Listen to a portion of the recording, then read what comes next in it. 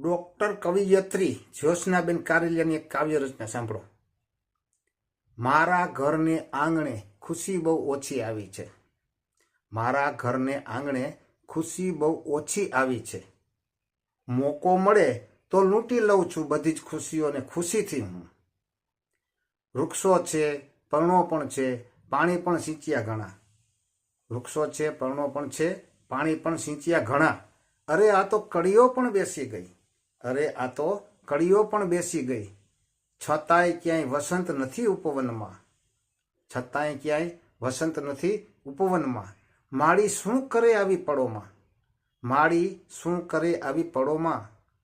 જીવવાનું બસ ચાતક ક્ષણોમાં. એમ તો બિચારા માનવીઓ જન્મીને જીવી જ જાય છે ને.